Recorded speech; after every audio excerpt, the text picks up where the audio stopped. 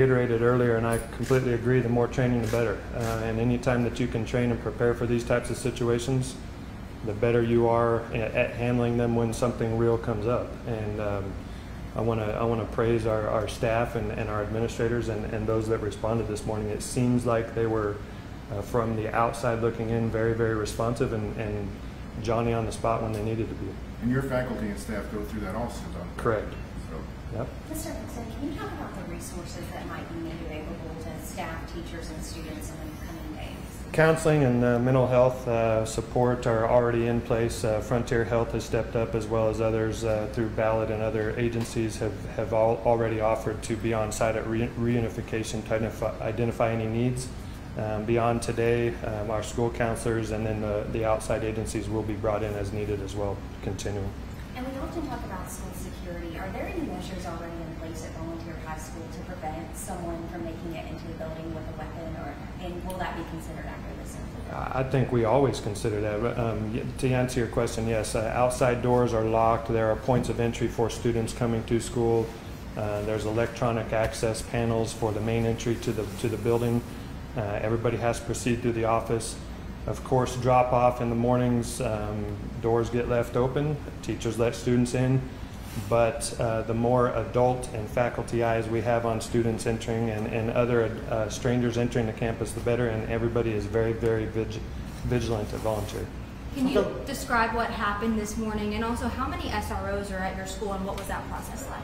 We've got SROs at every single location. We've got a lead SRO that also facilitates the other SROs that are located on our school sites. As far as details this morning, you probably know what I know. We received a phone call, as was described earlier this morning, that there was a possible active shooter and that there was a student needing medical assistance, and 911 services were rolled. And at one point we did hear from a student that that person was barricaded in a bathroom at one point. Can you confirm that? I can't confirm. I have not been told whether that's factual or not. How many SROs are stationed though at Volunteer High? There was one this morning. Just one? Yep. I would say within 2 to 3 minutes there were multiple. Yeah.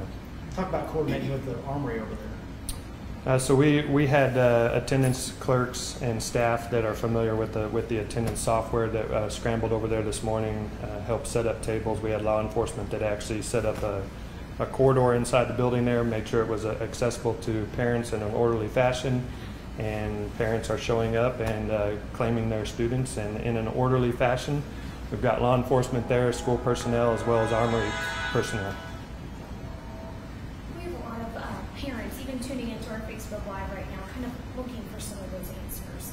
Has there been any evidence of any possible gunshots or a gun found in the school? I think that's one of the most important for them. What I can tell you now is that I have not been briefed on any evidence of that, so that's good news. Now that could change.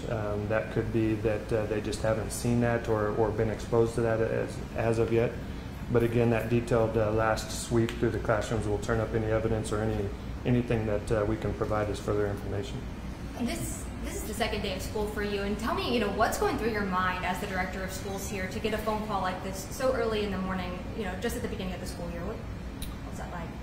When you get a phone call such as this, first and foremost, you want to make sure that you've got students in safe places. So the first phone call is to lock the building down. That was already being done. Simultaneously, we also had staff calling 911, multiple 911 calls. So again, what goes through your mind is student safety, staff safety, parents that happen to be there, their safety.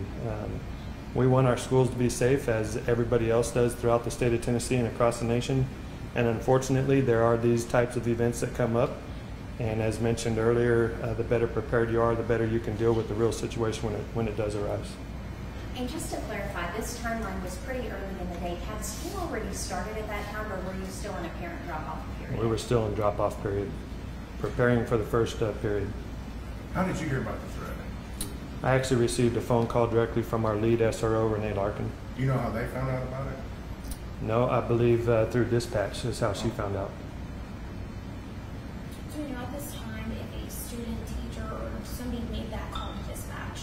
Was it somebody inside of that building? I am not aware of that. We're not sure. I do know that there have been attempts to track down any type of communication leading up to that, so they can determine whether or not it was factual, whether or not it was based on firsthand knowledge, or if it was hearsay, that type of thing. At this time, are there plans to return students to Volunteer High School tomorrow? Absolutely. Yep. I will take my direction from law enforcement as they conclude this afternoon and we develop our reentry plan, just to make sure that it's first and foremost safe and that we're not tampering with anything that they need to further look into. But the plan is to roll with school tomorrow. We've been through COVID and through a lot of closures, and our intent is to keep students in school and keep them learning.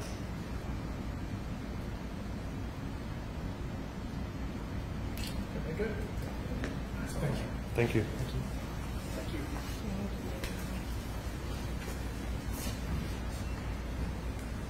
Ready to sign off.